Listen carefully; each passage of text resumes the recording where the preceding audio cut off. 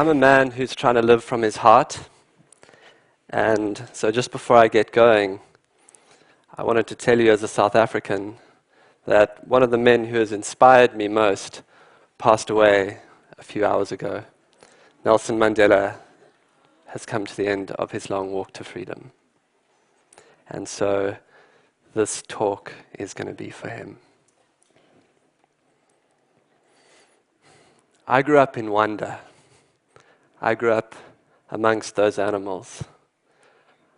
I grew up in the wild eastern part of South Africa at a place called Londolozi Game Reserve. It's a place where my family has been in the safari business for 4 generations. Now, for as long as I can remember, my job has been to take people out into nature. And so I think it's a lovely twist of fate today to have the opportunity to bring some of my experiences out in nature into this gathering. And you know, Africa is a place where people still sit under starlit skies and around campfires and tell stories. And so what I have to share with you today is the simple medicine of a few campfire stories. Stories about heroes of heart. Now, my stories are not the stories that you'll hear on the news. And while it's true that Africa is a harsh place, I also know it to be a place that's people, animals, and ecosystems teach us about a more interconnected world. When I was 9 years old, President Mandela came to stay with my family. He had just been released from his 27 years of incarceration and was in a period of readjustment to his sudden global icon status. Members of the African National Congress thought that in the bush he would have time to rest and recuperate away from the public eye. And it's true that lions tend to be a very good deterrent to press and paparazzi. But it was a defining time for me as a young boy. I would take him breakfast in bed, and then in an old tracksuit and slippers, he would go for a walk around the garden. At night, I would sit with my family around the snowy, bunny-eared TV and watch images of that same quiet man from the garden, surrounded by hundreds and thousands of people, as scenes from his release were broadcast nightly. He was bringing peace to a divided and violent South Africa, one man with an unbelievable sense of his humanity. Mandela said often that the gift of prison was the ability to go within and to think, to create in himself the things he most wanted for South Africa: peace, reconciliation, harmony. Through this act of immense open-heartedness, he was to become the embodiment of what in South Africa we call Ubuntu. Ubuntu, I am because of you, or people are not people without other people. It's not a new idea or value, but it's one that I certainly think at these times is worth building on. In fact, it is said that in the collective consciousness of Africa, we get to experience the deepest parts of our own humanity through our interactions with others. Ubuntu is at play right now. You are holding a space for me to express the deepest truth of who I am. Without you, I'm just a guy talking to an empty room, and I spent a lot of time last week doing that, and it's and it's not the same as this. If Mandela was the national and international embodiment, then the man who taught me the most about this value personally was this man, Solly Mhlongo. Solly was born under a tree, 60 kilometers from where I grew up in Mozambique. He would never have a lot of money, but he was to be one of the richest men I would ever meet. Solly grew up tending to his father's cattle. Now, I can tell you, I don't know what it is about people who grow up looking after cattle, but it makes for uber resourcefulness. The first job that he ever got in the safari business was fixing these safari trucks. Where he had learned to do that out in the bush, I have no idea, but he could do it. He then moved across into what we called the habitat team. These were the people on the reserve who were responsible for its well-being. He fixed roads, he mended wetlands, he did some anti-poaching, and then one day we were out together and he came across the tracks of where a female leopard had walked. And it was an old track, but for fun he turned and he began to follow. And I tell you, I could tell by the speed at which he moved on those pug marks that this man was a PhD level tracker. If you drove past Solly somewhere out on the reserve, you look up in your rearview mirror, you see he stopped the car 20, 50 meters down the road just in case you need help with something. The only accusation I ever heard leveled at him was when one of our clients said, "Solly, you are pathologically helpful." When I started professionally guiding people out into this environment, Solly was my tracker. We worked together as a team. And the first guests we ever got were a philanthropy group from your East Coast. And they said to Solly on the side, they said, "Before we even go out to see lions and leopards, we want to see where you live." So we took them up to his house. And this visit of the philanthropist to his house coincided with a time when Solly's wife, who was learning English, was going through a phase where she would open the door by saying, "Hello, I love you. Welcome, I love you." And there was something so beautifully African about it to me, this small house with a huge heart in it. Now, on the day that Solly saved my life, he was already my hero. It was a hot day, and we found ourselves down by the river. Because of the heat, I took my shoes off, and I rolled up my pants, and I walked into the water. Solly remained on the bank. The water was clear, running over sand, and we turned and we began to make our way upstream. And a few meters ahead of us, there was a place where a tree had fallen out of the bank, and its branches were touching the water, and it was shadowy. And if it had been a horror movie, people in the audience would have started saying, "Don't go in there, don't go in there." And of course, the crocodile was in the shadows. Now, the first thing that you notice when a crocodile hits you is the ferocity of the bite. Wham! It hits me by my right leg. It pulls me. It turns. I throw my hand up. I'm able to grab a branch. It's shaking me violently. It's a very strange sensation having another creature try and eat you. And there are few things that promote vegetarianism like that.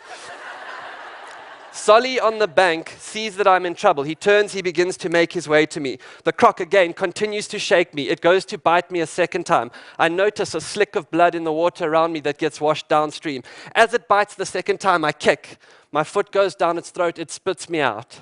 I pull myself up into the branches, and as I come out of the water, I look over my shoulder. My leg from the knee down is mangled beyond description. The bone is cracked. The meat is torn up. I make an instant decision that I'll never look at that again. As I come out the water, Solly arrives at a deep section, a channel between us. He knows, he sees the state of my leg. He knows that between him and I, there is a crocodile. And I can tell you this man doesn't slow down for 1 second. He comes straight into the channel. He wades into above his waist. He gets to me. He grabs me. I'm still in a vulnerable position. He picks me up and puts me on his shoulder. This is the other thing about Solly. He's freakishly strong. He turns. He walks me up the bank. He lays me down. He pulls his shirt off. He wraps it around my leg. Picks me up a second time. Walks me to a vehicle. And he's able to get me to medical attention. And I survive. Now, I don't know how many people you know that go into a deep channel of water that they know has a crocodile in it to come and help you. But for Solly, it was as natural as breathing. And he is one amazing example of what I have experienced all over Africa. In a more collective society, we realize from the inside that our own well-being is deeply tied to the well-being of others.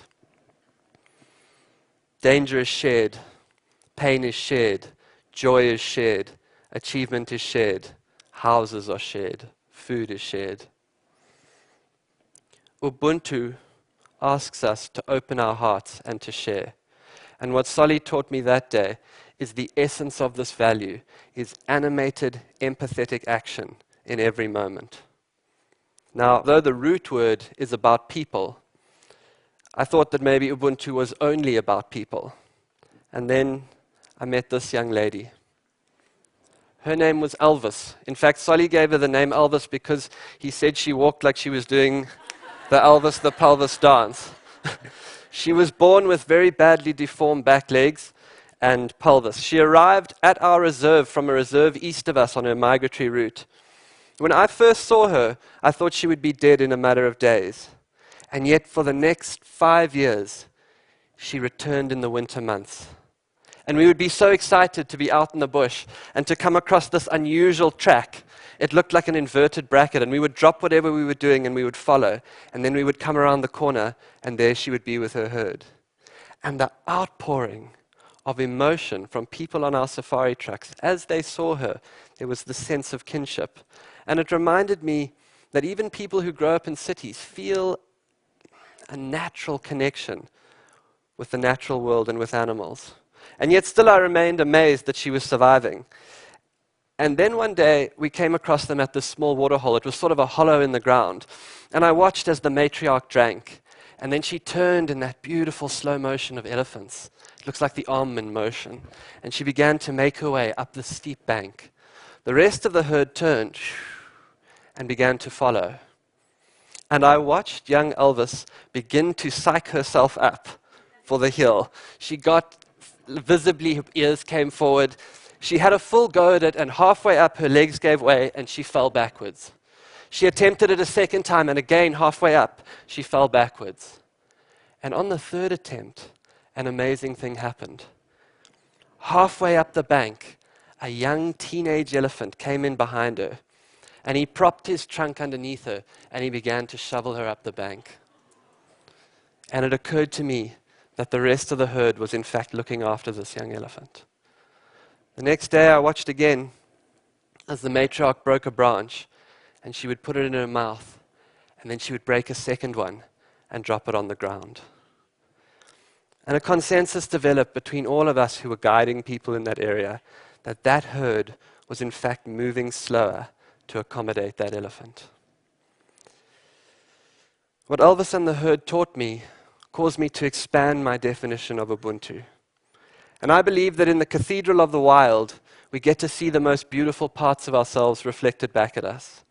And it is not only through other people that we get to experience our humanity, but through all the creatures that live on this planet. If Africa has a gift to share, it's a gift of a more collective society. And while it's true that Ubuntu is an African idea, what I see is the essence of that value being invented here. Thank you.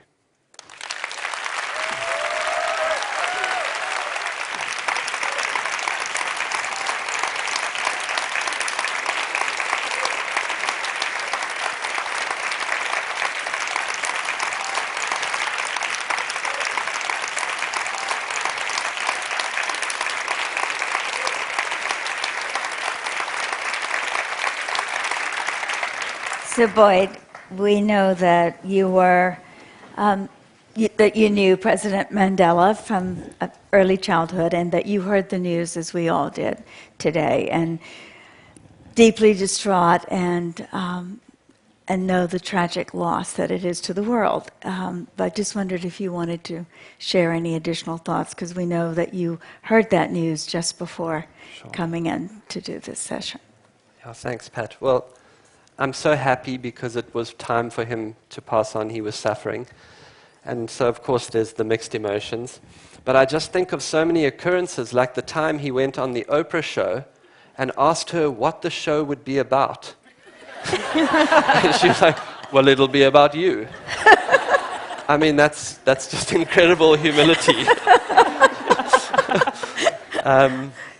He was the father of our nation.